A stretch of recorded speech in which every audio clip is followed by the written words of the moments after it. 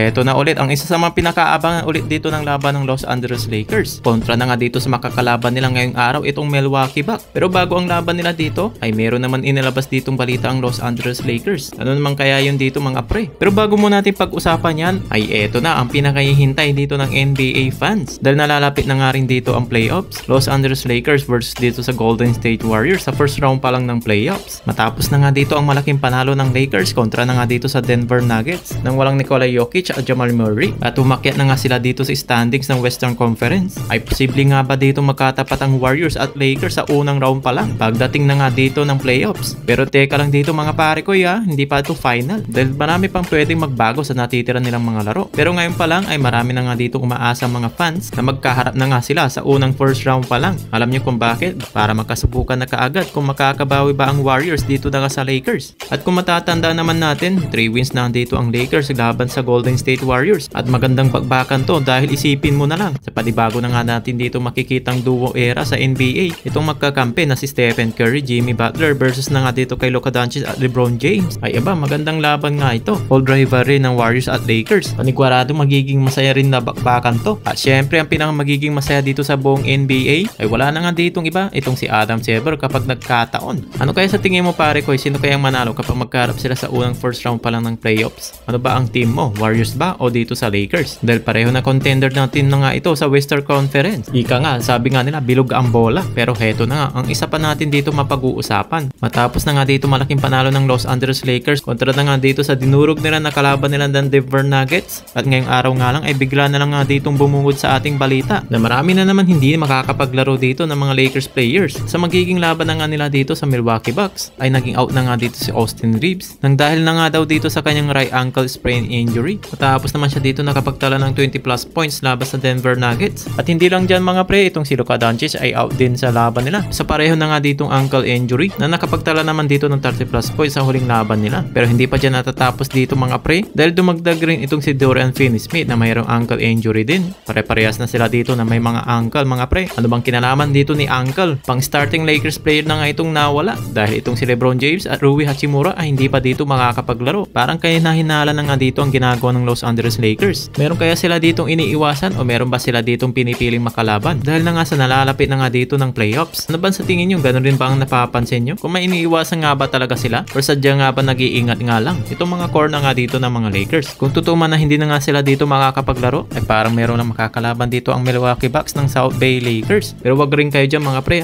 dahil kung matatandaan nyo naman ay may laban naman itong mga Lakers bench player. Nung nakarang laban nila sa Denver Nuggets, yun nga lang ay wala sila dito makakasama na Austin Reeves. At nandyan naman si Dalton Knecht at syempre wag nating kalimutan dito si Bronny James para buhati ng team.